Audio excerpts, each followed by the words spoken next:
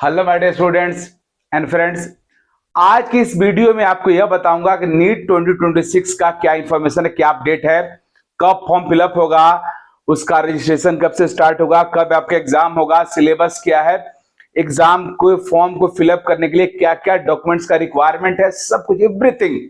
तो चलिए शुरू करते हैं नीट 2026 के बारे में। नीट 2026 का पहला अपडेशन जो आया, एनटीए बोर्ड जो है, जो एग्जाम कंडक्ट करता है, नेशनल टेस्टिंग एजेंसी, यह 22 दिसंबर 25 को फर्स्ट आया नोटिफिकेशन, पब्लिक नोटिफिकेशन, और ये आया सिलेबस को लेकर के। बताया गया कि नीट 2026 का जो सिलेबस है वो वही है जो नीट 2025 में था। मींस सिलेबस में कोई बदलाव नहीं किया गया, कोई चीज नहीं किया गया है। दूसरा नोटिफिकेशन आया 5 जनवरी 2026 को। इस दिन नोटिफिकेशन आया आप सर्टिफिकेट के बारे में, क्योंकि नीट का जो फॉर्म है, फॉर्म निकला हुआ नहीं है, उसका आई थिंक अप्रॉक्स फरवरी के फर्स्ट में फॉर्म आएगा। लेकिन फॉर्म फिलअप करने से पहले डॉक्यूमेंट्स रिक्वायर्ड, जो डॉक्यूमेंट्स है बच्चों के पास होना चाहिए, अदरवाइज उनको काफी प्रॉब्लम होता है और 11th आवर में काफी उनको हैक्टिक हो जाता है और बहुत मेंटल डिस्ट्रेस हो जाता है। तो उसको कम करने के लिए इस बार पहले ही सब कुछ बता दिया गया है, बच्चों को नोटिफाई किया गया है। तो ये 5 जनवरी को क्या नोटिफिकेशन आया कि आप अपना आधार कार्ड है उसको आप अपडेट करा लो। बहुत सारे बच्चों का आधार कार्ड अपडेट नहीं रहता, उसमें उनका फोटो पहले का रहता है, कहीं का नाम गलत रहता है, कहीं के पेरेंट्स का नाम गलत रहता है, कहीं पे एड्रेस में मिस्टेक रहता है, उसको आप करेक्ट करा लो, क्योंकि आधार कार्ड ही आपके पूरे फॉर्म का आधार है। आधार कार्ड से सब कुछ कनेक्टेड रहता है, इसलिए आधार कार्ड का करेक्ट होना बहुत जरूरी है। आधार कार्ड अपडेट करवाने के लिए आप ऑनलाइन भी करवा सकते हो और किसी भी बैंक के ब्रांच में जाकर करवा सकते हो। बैंक में एक छोटा सा हमारा आधार कार्ड अपडेशन वाले का ऑफिस रहता है, वो आराम से कर देता है। अगर आप हजारीबाग से हैं तो हजारीबाग में बैंक ऑफ बड़ौदा, जो जिस बिल्डिंग बैंक ऑफ बड़ौदा है हमारा है कालीबाड़ी रोड में, बैंक ऑफ बड़ौदा में आधार कार्ड अपडेट होता है और बहुत स्मूथली हो जाता है। उसी बिल्डिंग में अचीवर क्लासेस भी है, अचीवर क्लासेस के नीचे ही बैंक ऑफ बड़ौदा है, वहां पे जाकर आप आराम से करवा सकते हो। अब उसके बाद दूसरा है यूडीआईडी। यूडीआईडी क्या होता है?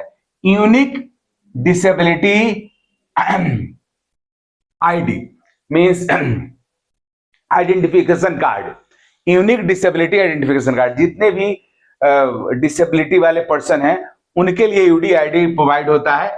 और इसमें आता है 2 कैटेगरी, एक हमारे जो कहा जाता है पीडब्ल्यूडी और दूसरा पीडब्ल्यूबीडी।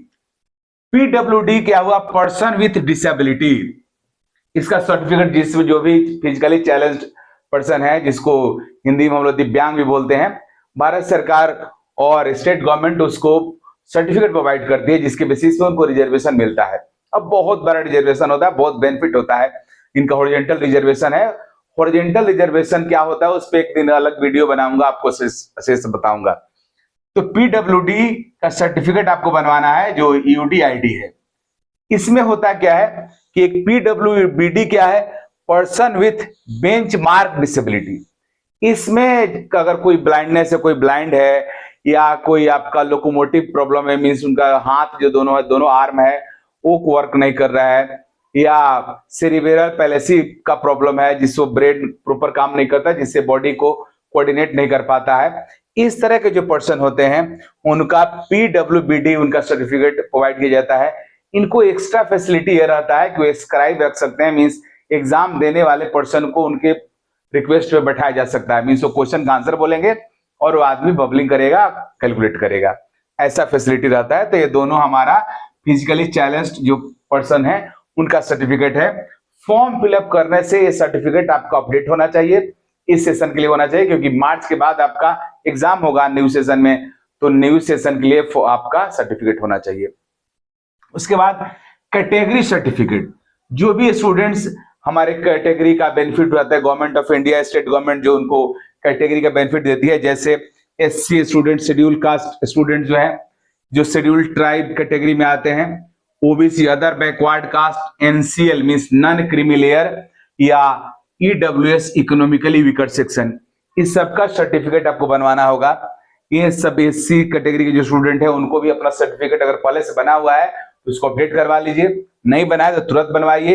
एसटी कैटेगरी वाले भी स्टूडेंट भी, सबका रिजर्वेशन है, इनका एससी कैटेगरी के स्टूडेंट का 15% रिजर्वेशन रहता है, एसटी का 7.5% होता है। अगर आप सर्टिफिकेट नहीं बनवाएंगे तो यह बेनिफिट आपको नहीं मिलेगा और आपके सिलेक्शन में प्रॉब्लम हो जाएगा। ओबीसी एनसीएल जो है इसका 27% रिजर्वेशन होता है। EWS economically weaker section means वो जो आते हैं जनरल कैटेगरी के जो लोग इकोनॉमिकली डिप्राइव्ड है, जिनका एनुअल इनकम 8 लाख से कम है, उनके लिए सर्टिफिकेट प्रोवाइड होता है, बनता है और यहाँ इनको 10% रिजर्वेशन मिलता है। राइट, अब है कि रजिस्ट्रेशन स्टार्ट कब से होगा।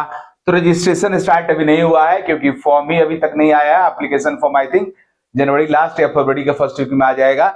उसके बाद मैं आपको बता दूंगा, जब फॉर्म आ जाएगा तब बताऊंगा कैसे कैसे आपको फिलअप करना है। अभी आपको सारे डॉक्यूमेंट्स अरेंज कर रखना है। एग्जाम डेट बच्चों, नीट का एग्जाम मई में होता है, मई के फर्स्ट वीक में, और उस समय आपका एग्जाम होगा। एप्लीकेशन फी जो अब तक पिछले साल का जो है नेट 2025 का, उसके बेसिस पे जनरल कैटेगरी स्टूडेंट्स का 1700 होता है और ईडब्ल्यूएस ओबीसी का 1600, और उसके बाद रेस्ट जितना भी कैटेगरी है, जैसे हमारे एससी हुआ, एसटी हुआ, या पीडब्ल्यूडी हुआ, या थर्ड जेंडर जो लोग हैं, ट्रांसजेंडर जिसको बोलते हैं, उनको भी भारत सरकार रिजर्वेशन देती है आजकल, तो उनका भी फॉर्म का चार्ज 1000 रुपीज है। राइट, तो यह हमारा हुआ नीट एग्जाम्स के डिटेल्स। नीट एग्जाम का जब फॉर्म आ जाएगा उसके बाद मैं आपको और डिटेल में सब कुछ बताऊंगा। मैं अपने चैनल पे नीट और जेईई का प्रिपरेशन के लिए केमिस्ट्री और फिजिक्स के टॉपिक्स को रेगुलरली डिस्कस करते रहता हूं। आप मेरे साथ बने रहिए और कनेक्टेड रहिए, आप अपडेट भी रहिएगा, नीट के बारे में सब कुछ आपको पता भी चलेगा और आपको एग्जाम में कैसे प्रिपरेशन करना उसमें भी आपको हेल्प मिलेगा।